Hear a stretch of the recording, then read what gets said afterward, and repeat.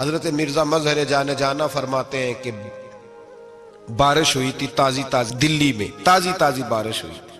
ایک بابا لکڑی کے جوتے پہنے کھڑا ہوں، اللہ اللہ اللہ اسی کسے دے کچھ بھی نہیں لگ دے، نہ کوئی ساڈا دردی.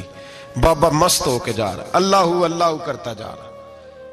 ایک طوائف اپنے کوٹھے سے اتر کے تو سیڑھیوں پہ بیٹھی تھی، ساتھ اس کا یار بھی بیٹھا تھا. بابا اپنی مستی میں جا رہا تو بابا جی کے پیروں سے کچھ مٹی اڑی تو اس عورت کے کپڑوں پہ پڑ گئی. پرواہ ہی نہیں، بزرگ گزر رہے. وہ یار اس کا دوڑا ہوا آیا، اس نے آ کے تھپڑ مارا.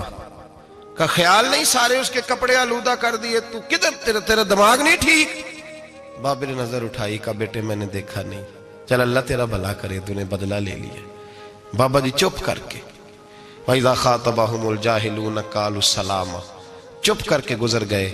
ٹھنڈ کا موسم تھا، بارش تازہ ہوئی تھی، حلوائی دودھ کاڑ رہا تھا. اس نے بٹھایا بابا جی کو پھٹے پہ، پیالہ پکڑا، دوڑ کے آگے بڑھا. بزرگ آ گئے، آئیے بیٹھیے. دودھ کا گرم گرم پیالہ شکر ڈال کے دیا. بابا جی نے دودھ پیا، پھر نظر جھکی، پھر رنگ بدلا. کہنے لگے مالک تو کتنا بے نیاز ہے، کہیں تھپڑ مرواتا ہے، کہیں دودھ پلاتا ہے. تیری بے نیازی ہے نا، ادھر تھپڑ مروایا، یہاں دودھ پلایا، تو ہی جانتا ہے تیرے رنگ کیا ہے. ابھی بابا وہیں بیٹھا تھا، دوڑے آئے پیچھے سے لوگ، شور ہوا. بابے کو دبوچ کے وہاں لے گئے جہاں اس نوجوان نے تھپڑ مارا تھا. کہا تو اللہ کا بندہ ہے، اللہ کے بندے بد دعا تو نہیں دیتے. ہوا کیا؟ کہا تو نے بد دعا دی ہے؟ کہا نہیں دی، بات بتاؤ. کہنے لگے اس نے تجھے تھپڑ مارا ہے، چھت پہ چڑھا ہے، پیر پھسلا ہے، گردن کے بل گرا ہے، منکا ٹوٹ گیا، مر گیا ہے، تو نے بد دعا دی ہے.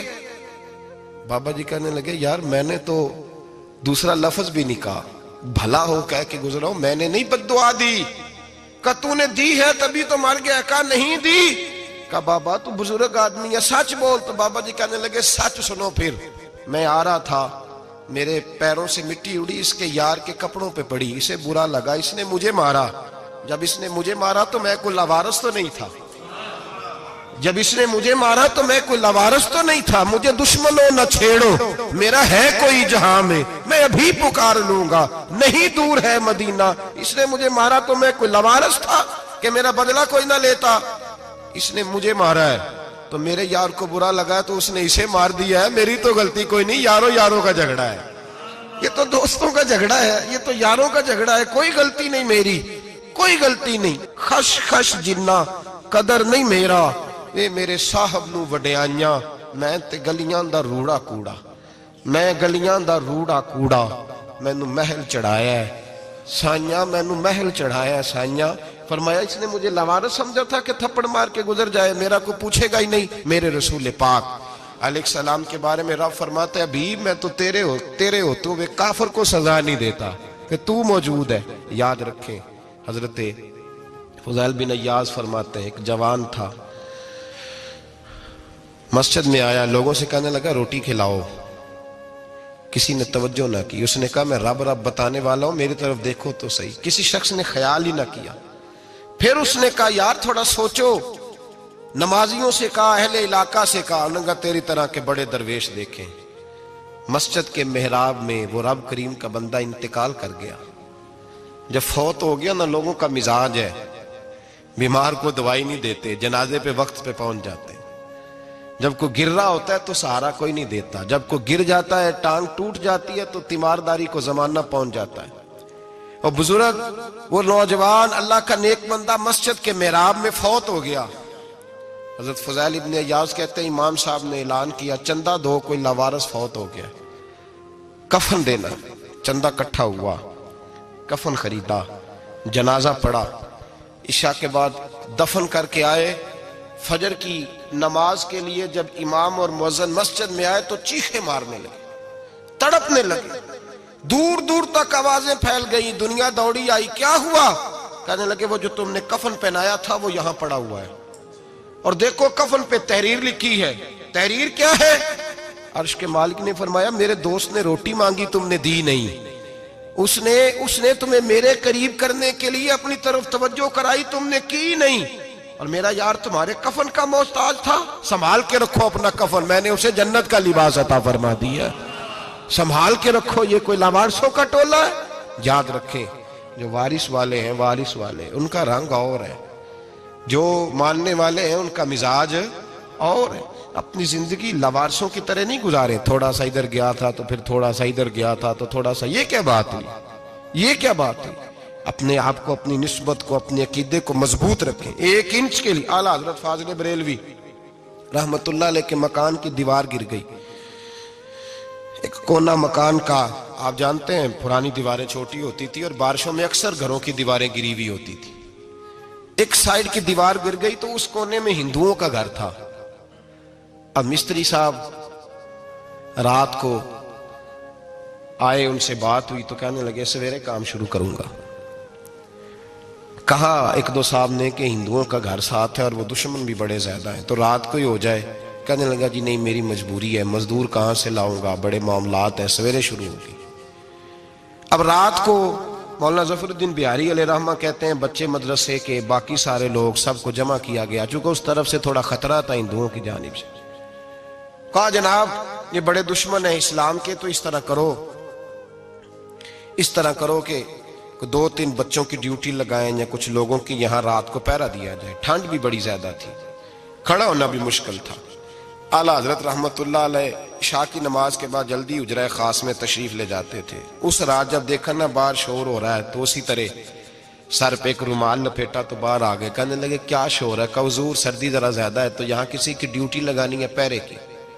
2 منٹ خاموش رہے، پھر فرمانے لگے کوئی ضرورت نہیں، جاؤ سو جاؤ سارے جا کے، کوئی ضرورت نہیں، جاؤ اپنے اپنے گھروں کو، کوئی حاجت نہیں، پہنچ جاؤ۔ کہا حضور مہربانی کرے، وہ طے ہونے لگا تھا۔ فرمایا میری وجہ سے کیوں کوئی ساری رات بیدار رہے، جاؤ تمہیں کہا نا آرام کرو۔ لوگ سو گئے۔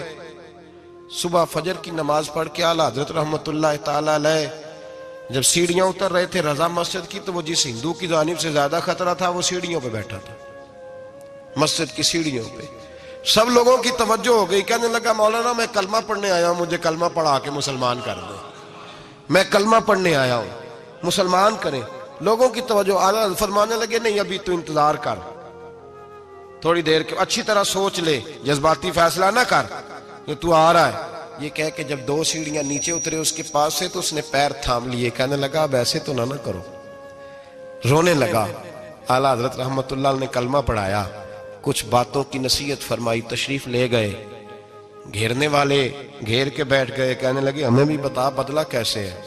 کہنے لگا دیوار گر گئی، آدھی رات کے وقت، آدھی رات تک انتظار کرتا رہا، پہرے دار کوئی نہیں، تو 2 تلواریں لے کر جب میں ان کے مکان کی جانب بڑھا، میں نے کہا آج گردن کاٹوں گا اور کاٹ کر کے نکلوں گا۔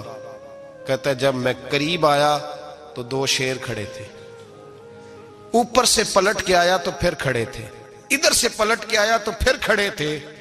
فرماتے ہیں میں 2 گھنٹے کے بعد آیا تو پھر پلٹ کے کھڑے تھے، میں پھر 1 گھنٹے کے بعد آیا، سحری کا وقت ہوگا تو پھر پلٹ کے کھڑے تھے، اب میں ڈر کے بھاگا۔ کہتے ہیں فاضل بریلوی نے اپنی کھڑکی سے منہ باہر نکالا، کہنے لگے اور کتنا تجربہ کرے گا، مجھے تو لاوارث سمجھتا ہے، لاوارث ہوں میں، اور کتنا تجربہ کرے گا، بس کر مان جا۔ میں نے کہا حضور یہ کون ہے، مجھے بتائیے تو صحیح یہ کون ہے۔ تو کہنے لگے میں نے ساری زندگی رسول اللہ کی عظمت کا دفاع کیا ہے، ساری زندگی غوث اعظم کے نعرے لگائے ہیں، ابھی تو یہ مدد صرف غوث پاک جیلانی کی بھیجی ہوئی ہے، ابھی تو غوث اعظم کی بھیجی ہوئی مدد ہے، مولا علی ابھی پیچھے ہیں، 2 جہاں کے محبوب ابھی اس سے پیچھے ہیں، وہ تو ابھی پیچھے ہیں، پیچھے کھڑے ہیں کہ ضرورت پڑی تو ہم بھی تیار بیٹھے ہیں۔ او بھائی آج رواج ہو گیا، رواج، میں نے 2-4 دن پہلے بھی کہا تھا، لوگ کہتے ہیں نہیں کوئی نہیں ضرورت، سامنے سارا کچھ نظر آ رہا ہے۔ او خدا کے بندو یاد رکھو، نسبت ہے بڑی چیز، جانے تو دو میں، اگر کسی کو نسبت میسر آ گئی نا، نسبت، خالی دامن ہی مل گیا، تیرے ہاتھ میں کچھ ہے تو ہونی چاہیے نا، خالی دامن ہی تجھے کسی کا میسر آ گیا تو بچ گیا۔ اپنی نسبتوں کی حفاظت کریں، ان کو مضبوط کریں، ان پر محنت کریں، ان پر توجہ رکھیں۔ یہ نسبت جو ہوتی ہے نا، نسبت، یہ دیکھیں نا ایک گتا ہے، عام کتاب کو لگا ہوا ہے تو جہاں مرضی رکھ دو، اس کی کوئی قدر نہیں، لیکن جو گتا قرآن مجید کو لگ گیا ہے اس کو بغیر وضو چھونا جائز ہے۔ ایک پٹھے پہ اینٹ بنی ہے، جو باتھ روم میں لگ گئی وہاں بغیر جوتے کے جایا نہیں جا سکتا، اور جو مسجد میں لگ گئی وہاں جوتے پہن کے جایا نہیں جا سکتا. یہ نسبت ہے بڑی چیز. اگر میسر آئے نصیب ہو اپنی نسبت کو مضبوط کر کے رکھا کریں, اس کی جولانی کا مظاہرہ کیا کریں. اس نسبت میں روز توانائی آنی چاہیے. میں آپ کو بڑی ذمہ داری کے ساتھ ایک بات بتاتا ہوں تجربے کی. ہمیں جتنا کسی نے آ کے کہا ہے نا نسبت کے خلاف, ہماری نسبت اس سے زیادہ مضبوط ہوئی. ہمیں جتنا کسی نے آ کے کہا ہے نا جی آپ کو کیا ملا, آپ کو کیا ملا, تو ہم نے اتنا کہا یار جیسے جیسے تو کہتا جاتا ہے ہماری تو نسبت میں اضافہ ہوتا جاتا ہے, ہمارا تو مزاج بدلتا جاتا ہے. روز ایک نیا پردہ کھلتا ہے, روز ایک نیا رنگ واضح ہوتا ہے, روز ایک نئی توانائی. ابھی تھوڑے دن کی بات ہے, ایک مولانا شرف الدین صاحب ہے, مفتی صاحب, میرے حضرت صاحب کے مرید ہوئے. مفتی تھے, عالم آدمی تھے, سرکار تاج الشریعہ, ہمارے شیخ سے بیعت کی. اب ہمارے حضرت صاحب کا اس وقت حال وہی ہے وَرَأَيْتَ النَّاسَ يَدْخُلُونَ فِي دِينِ اللَّهِ أَفْوَاجًا. اب فوجوں کی فوجیں لوگ آتے ہیں. ہم نے دیکھا ہے صرف خالی مرید ہونے والے بار سینکڑوں کی تعداد میں ہزاروں لوگ بیٹھے ہیں کہ صرف بیعت اتنا کہہ دیں ہم نے قبول کیا. اس عالم میں اور جہاں حضرت صاحب کا اعلان ہو جائے کہ تشریف لا رہے ہیں وہاں لاکھوں کا مجمع جمع ہو جاتا ہے اور ایک جھلک دیکھنے کو لوگ ترستے رہتے ہیں. یہ کیفیت ہم نے دیکھی. وہ دور گزر گیا. کبھی ایسا بھی ہوتا تھا ایک میں ہوتا تھا, ایک تو ہوتا تھا, اور تیسری تنہائی ہوتی تھی. وہ دور بیت جاتا ہے, وہ لمحے کسی کسی کو نصیب آتے ہیں. حضرت کا وہ مولانا شرف الدین صاحب کہتے ہیں مرید ہوا, تو مرید ہوا مجمع میں, رسی حضرت پھینکتے ہیں یا چادر پھینکتے ہیں تو پکڑ کے مرید ہوا, تو ساتھ ساتھ اور چادریں باندھی تھی, لوگوں نے پکڑی ہوئی تھی. ایک مولانا, میں جب بیعت ہو کے آیا ان کو بتایا تو مجھے کہنے لگے یار تو ایسی جگہ مرید ہو گیا جو تیری بات بھی نہ سن سکیں, جن کو تو دکھڑا بھی نہ سنا سکے, جو مصروف ہی بڑے رہتے ہیں, کہاں مرید ہو گیا تو. ایسے پیر کا بیعت ہوتا جہاں تو جاتا وہ تیرے پاس آتے, گفتگو ہوتی, بات چیت ہوتی.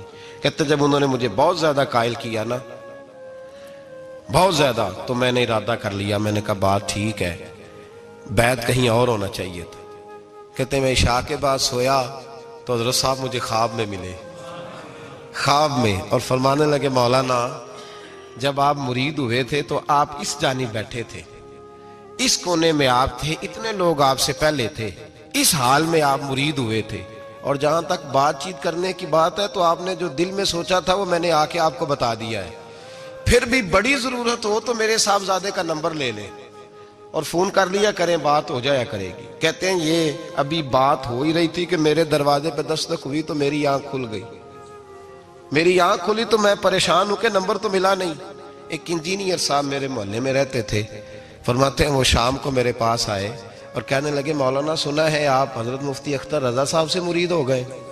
میں نے کہا ہاں. تو کہنے لگے میں ان کے مدرسے میں کام کر کے آئے ہوں, میرے پاس ان کے بیٹے کا نمبر ہے, چاہیے آپ کو؟